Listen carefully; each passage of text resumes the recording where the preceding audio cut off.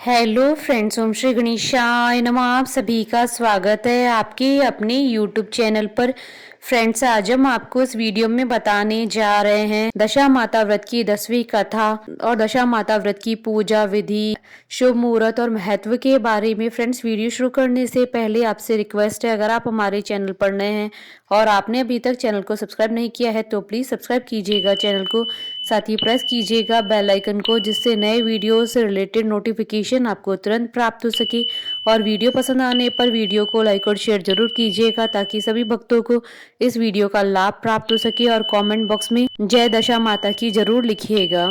दशा माता का व्रत चैत्र माह के कृष्ण पक्ष की दशमी तिथि को मनाया जाता है। मान्यता है कि इस व्रत को करने से व्यक्ति का बुरा समय दूर हो जाता है तथा अच्छा समय आ जाता है। जब व्यक्ति की दशा ठीक होती है तो उसके सभी कार्य सफल होने लगते हैं, लेकिन जब व्यक्ति की दशा खराब होती है तो उसके कार्य में बाधा आने लगती है। इसलिए चैत्र मास की दशमी को दशा माता का व्रत किया जाता है, जिससे व्यक्ति के जीवन में चल रहा बुरा समय दूर हो सके। हर व्यक्ति का समय एक बार बदलता जरूर है। अगर अनेक उपाय व तमाम मेहनत के बाद भी समय नहीं बदले तो मनुष्य को दशा माता का व्रत पूजा आदि करना चाहिए।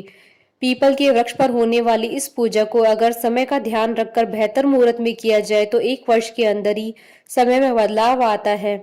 शुभ मुहूर्त हिंदू पंचांग के अनुसार इस साल 2022 में दशा माता व्रत 27 मार्च 2022 रविवार के दिन है।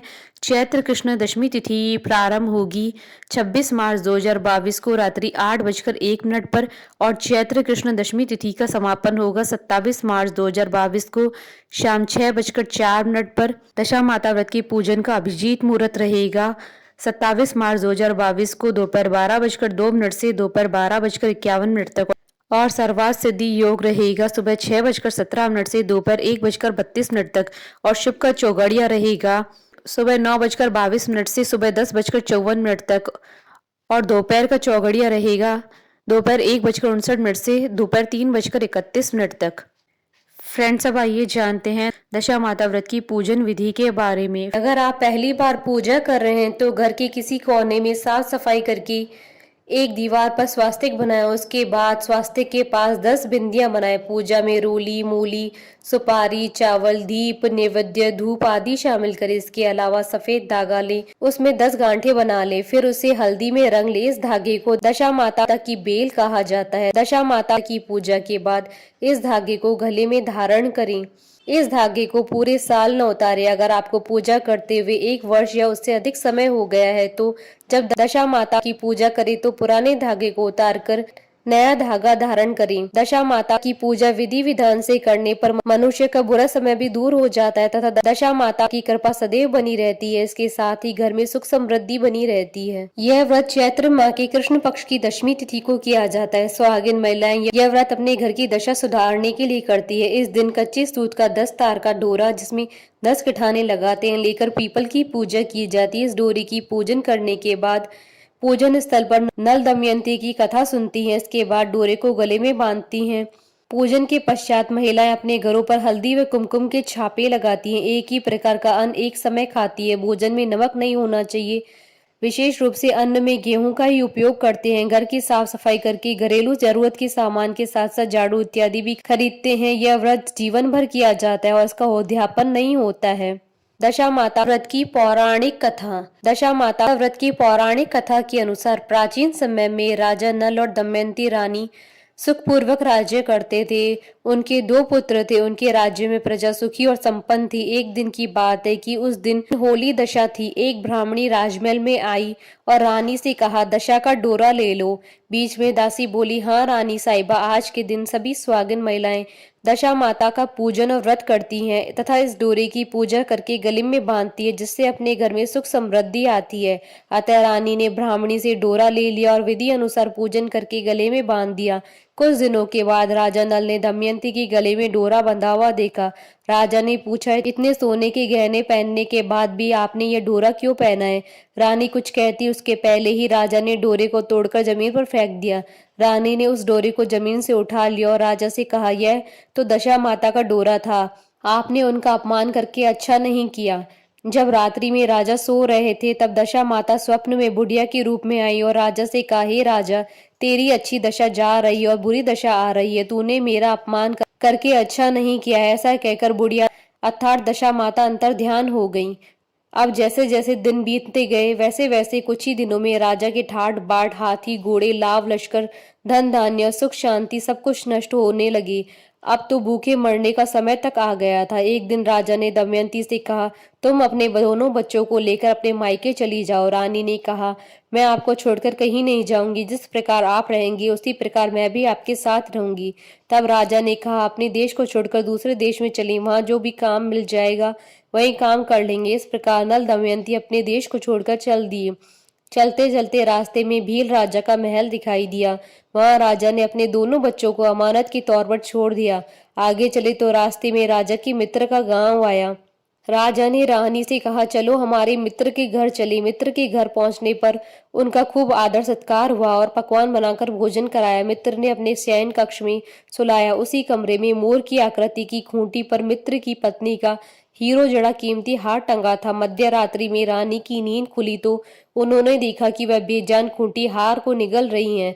यह देखकर रानी ने तुरंत राजा को जगाकर दिखाया और दोनों ने विचार किया कि सुबह होने पर मित्र के पूछने पर क्या जवाब देंगे, अतः यहाँ से इसी समय चले जाना चाहिए। राजा रानी दोनों रात्रि को ही वहां से चल दिए। सुबह होने पर मित्र की पत्नी ने खूंटी पर अपना हार देखा, हार वहां नहीं था। तब उसने अपने पति से कहा, तुम्हारे मित्र कैसे हैं जो मेरा हार चुराकर रात्रि में भाग गए। मित्र ने अपनी पत्नी को समझाया, मेरा मित्र कदापि ऐसा नहीं कर सकता, धीरज रखो, कृपया उसे चोर मत कहो। आगे चलने पर राजा नल की बहन का गांव आया। राजा ने बहन के घर खबर पहुंचाई कि तुम्हारे भाई भोजाई आए हुए हैं। खबर देने वाले से बहन ने पूछा कि उनके हाल चाल कैसे हैं। वह बोला, दोनों अकेले हैं, पैदल ही आए हैं तथा वे दुखी हाल में हैं। इतनी बात सुनकर बहन थाली में कांदा रोटी रखकर भैया भाभी से मिलने आई। राजा ने तो अपने हिस्से का खा लिया परंतु रानी ने जमीन में गाड़ दिया। चलते चलते एक नदी मिली। राजा ने नदी में से मछलियां निकालकर रानी से कहा, तुम इन मछलियों को भूंजो, मैं गांव में से परोसा लेकर आता हूँ। गांव का नगर सेठ सभी लोगों को भोजन करा रहा है। राजा गांव में गया और परोसा लेकर वहां से चला तो रास्ते में चील ने झपट्टा मारा तो सारा भोजन नीचे गिर गया। राजा ने सोचा कि रानी विचार करेगी, राजा तो भोजन करके आया है, मेरे लिए कुछ भी नहीं लाया है। उधर रानी मछलियां भूंजने लगी तो दुर्भाग्य से सभी मछलियां जीवित होकर नदी में चली गई। रानी उदास होकर सोचने लगी कि राजा पूछेंगे और सोचेंगे कि सारी मछलियां खुद खा गई। जब राजा आए तो मन ही मन समझ गए और वहां से आगे चल दिए। चलते चलते रानी के मायके का गांव आया। राजा ने कहा, तुम अपने मायके चली जाओ, वहां दासी का कोई काम कर लेना, मैं इसी गांव में कहीं नौकर हो जाऊंगा। इस प्रकार रानी महल में दासी का काम करने लगी और राजा तेली के घाने पर काम करने लगा। दोनों को काम करते हुए बहुत दिन हो गए। जब होली दशा का दिन आया तब सभी रानियों ने सिर होकर स्नान किया। दासी ने भी स्नान किया।